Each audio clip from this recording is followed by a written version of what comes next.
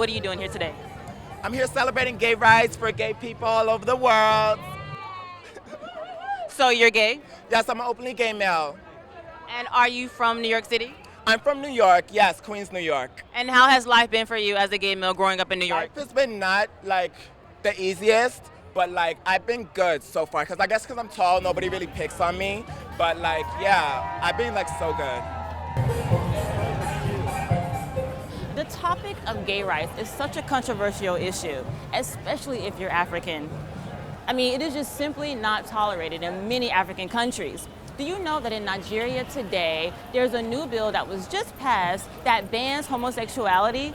Anyone caught in a homosexual act can get up to 14 years in prison. Yep, it's a lot of years. Now, because of that, many African LGBT members are fleeing the continent and creating new lives for themselves in other parts of the world. Now, I want you to meet Michael Ighodaro. Check out his story.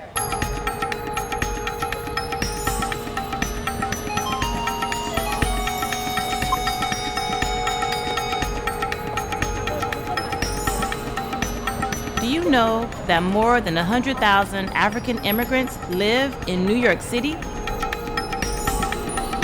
Discover the lifestyles of Africans living and working in the city.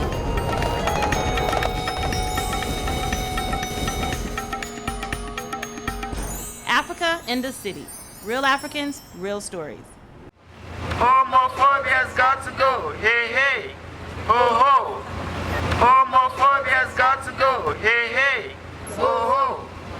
Homophobia's got to go, hey. It's hard being gay in Africa. Over the past few years, the continent has seen numerous killings of prominent gay rights activists. It's no secret why 27-year-old Michael Ighodaro fled his native Nigeria, where a new law criminalizes homosexuality. Thank you. Happy birthday! Many more.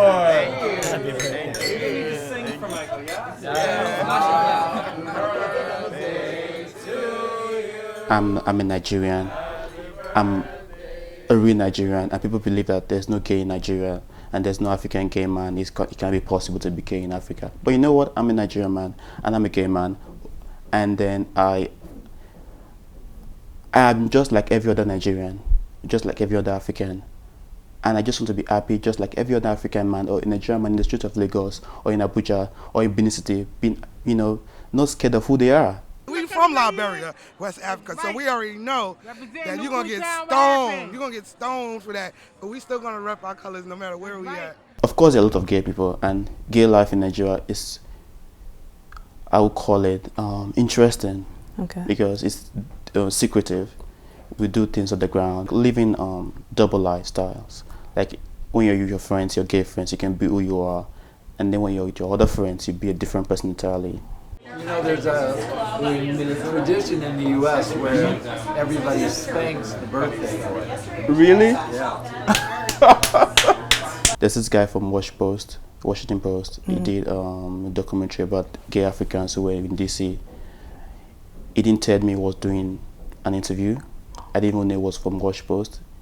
He took my pictures, my name, everything, published it online, and then I got back to Nigeria for the conference, only to find out that my different radio stations in Nigeria, TV stations, my pictures, my information were there as gay Nigerian, talking about gay rights in America. I received threats messages. My house was attacked. I was attacked actually. I broke my hand. And I actually was forced to leave because the threats were getting too much. In 2011, the Nigerian Senate passed an anti-gay bill. Although the bill has not yet been signed into law, gay rights are heavily repressed.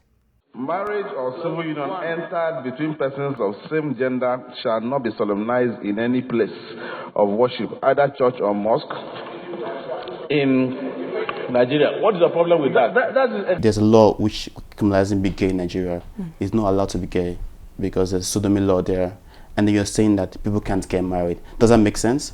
There's already law which says you can't be gay. If you're being gay, you get punished for it. And it says that gay does not exist in the country. And then you're bringing a law that says you can't get married as a gay man.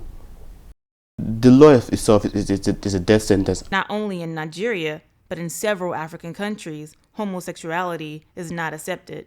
By the way, the problem here is identity. I can be with you and my friend for a whole year. When you don't know that I'm gay, it's fine, you can drink and eat together. But the moment I identify that I'm gay, it's where the problem comes. In 2011, David Kato, one of Uganda's most prominent gay rights activists, was beat to death with a hammer in Kampala. The murder brought African LGBT rights into the forefront, causing rights groups to decry the killing. People are dying, people are suffering, people are, neglected, people are being thrown out of their houses. Nobody says about it. People have been killed. In South Africa, a lot of gay women are killed. In Nigeria, some of them are thrown in the streets, some of them are burnt to death. Nobody does anything about it. Those are awful stories we hear every day. Go online, you see gay people being killed everywhere in Africa. These things are awful, and I feel that we should stop it. So where are you from? Oh, I'm from Africa. Where in Africa? I'm from Sierra Leone/Guinea. Have you ever seen like any gay people in Sierra Leone? Nah. I mean, we have them, but they hide because they know if they come out, if they talk about they gay, they get killed. I believe, in Africa, America, it doesn't matter. I just believe, God intended, for the human race to reproduce and, continue doing that. And I think it's kind of hard to do that. Like God's will truly wouldn't be done, with like same-sex marriages and same-sex relationships. I personally believe, though, it's important that we understand that there are certain rights and certain things that, people of different orientations do deserve, like saying nasty things about them or, certain things being profiled because of your sexual orientation is not right.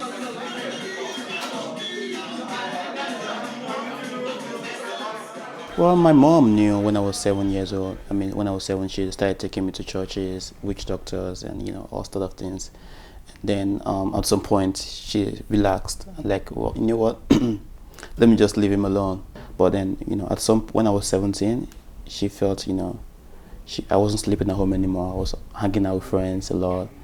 And then, she felt I would bring disgrace to her because she was a leader in the church, and my dad was some very traditional man, and we are not in a good relationship at all. Keep hiding it, they're gonna have no other choice but to keep putting it down, putting it down, putting it down. You have to come out, and then as a family, they have no other choice but to accept you. What's it been like for you growing up? I mean, I am who I am, and I don't let anybody, only God can judge me. At the end of the day, only God can judge me. When you're with your gay friends, they are the only family you have, I have a gay mom, I have a gay dad, I have a gay grandma, and my dad is fabulous. I love him so much. He's a Canadian. He lives in Joburg, South Africa. Do you see gay people in Mali, or are they out? A lot. Like how? I got like, I don't know. Some of my friends are gay, but I don't care. It's not my problem. They are gay or not. It's not I'm not gay. I support it. I do support it, but I believe as a Muslim, that it's against to my religion. But everything about life, God created everything. And people have to have a freedom to express themselves. And people have a freedom to become who they are. Do you have any gay friends?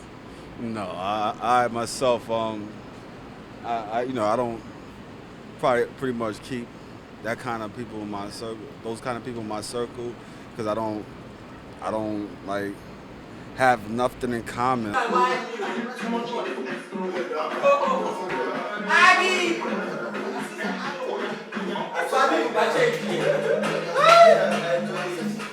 Michael finally secured his first apartment in New York City and had a housewarming party that was filled with acquaintances, also a part of New York City's LGBT community. And although he's happy and his life is moving forward, it's still difficult to come to terms with the separation from one's own blood family. Is there anyone in your family that is supportive? Not anyone actually at this moment. They don't even have my number. I don't even have theirs. You don't speak to them? No. But I think, with time, they'll get over it because, I mean, I'm their son and I'm my dad. My dad needs me, I need him also. So I feel at some point he would realize that, as a son, he will forget about whatever has happened and who he thinks I am, so. Yeah. I miss them a lot. I do miss them, but I know they miss me too. But, I got to live my life, and I hope they understand. Africa in the City. Real Africans, real stories.